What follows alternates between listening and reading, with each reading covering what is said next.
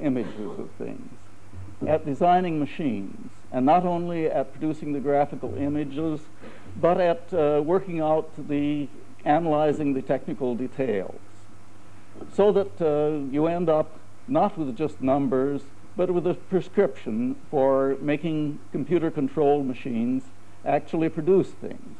And this is called CAD/CAM, computer-aided design and manufacture, and it's a real thing. Not everything is manufactured, not everything is designed with computers, not everything is manufactured according to computer instructions, but more and more things are designed and manufactured this way. So there have been two dreams of complicated machines. One in early science fiction, and not in much of the science fiction of Arthur Clarke, who knows better, of making machines imitate man. And another tradition that has grown up, the actual tradition of making machines superior to man in their limited way, making machines that will help man by doing things for him much faster than he could do them himself. I sometimes think that the idea of just imitating men would be like the idea of making an airplane that would imitate a sparrow and insisting that it land on a twig. Well, jet airplanes don't land on twigs, and they don't do all the things that a sparrow can, but they are much more useful to men than sparrows are. I think this should give us pause. The picture of mechanical men that we inherited from early days, and the picture of a computer that is in a limited way very much superior to man and is our tool. It seems to me that our experience in space has been somewhat similar. The early science fiction writers, and I won't accuse Arthur Clarke of this because he's innocent, wrote about a sort of cowboys and Indians conquest of space, or a reenactment of Columbus, in which we would do again all the old things that we did in conquering the Indies, for instance, but do them someplace else. Well, we did some of those wonderful dreams. The Apollo program that landed men on moon and brought them back was a magnificent realization of an early dream of space, and it was very valuable. It showed what we could do. It also showed some of the difficulties in sending men into space. The difficulty, the cost of providing him with oxygen and with food and taking care of his waste. We've gone beyond Apollo, and men have been in space longer, and other things have appeared. Nausea, the changes in the function of the heart, weakening of the bones, many problems that hadn't been anticipated in the early days, in early dreams of manned space flight. And space flight has come. It's come partly in the way that we expected, but partly not. Now, in his writings, Arthur Clarke said at one point that perhaps space flight, it had certainly come before he had expected it. Perhaps in some ways it had come too soon, before all the problems that we need to solve in putting people economically onto the moon and onto the planets had really found their solutions. But one can look at this in another way.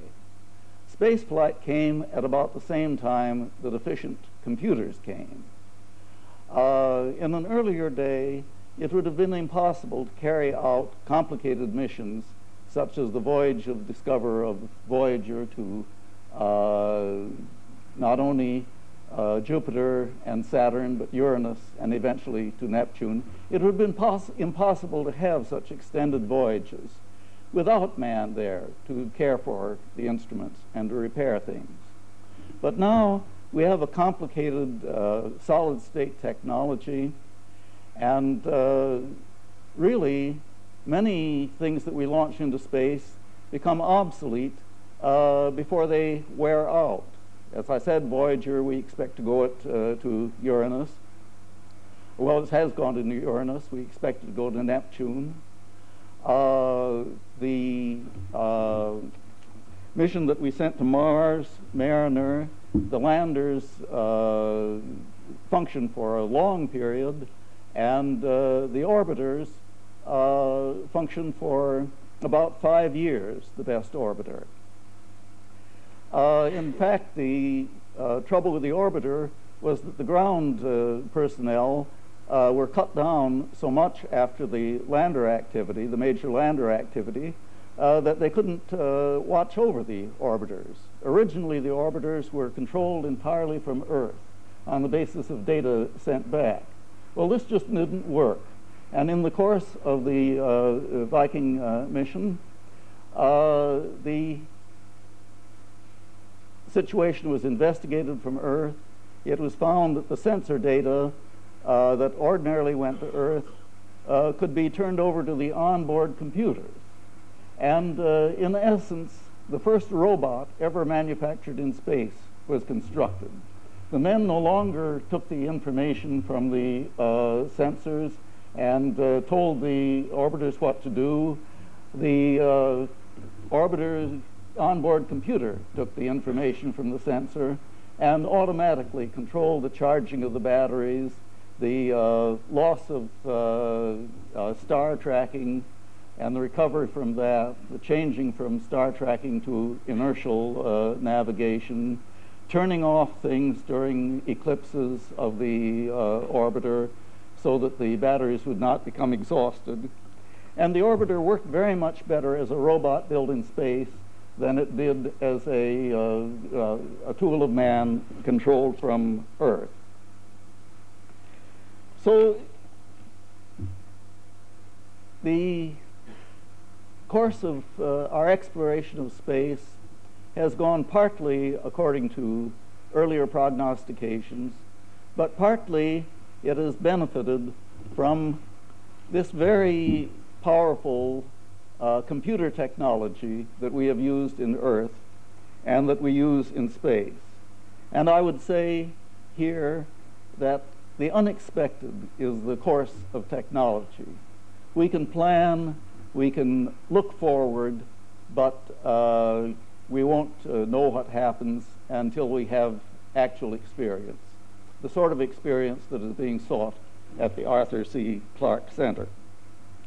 My own experience with space was really unexpected.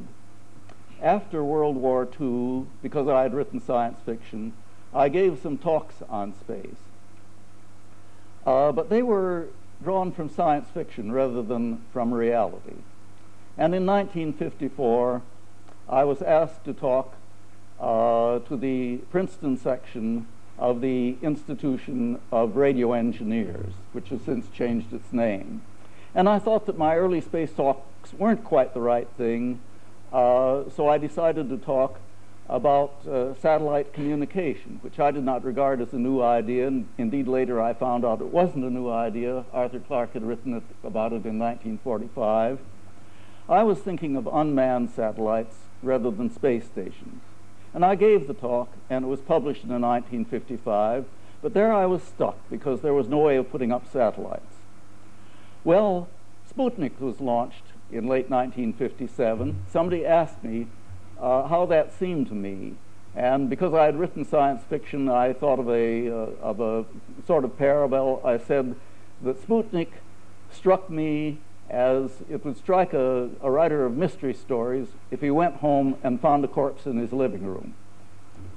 Well, I was very glad, however, that Sputnik had been launched. Soon there were American satellites, and I wondered if we couldn't do something about satellite communication. As was recounted earlier,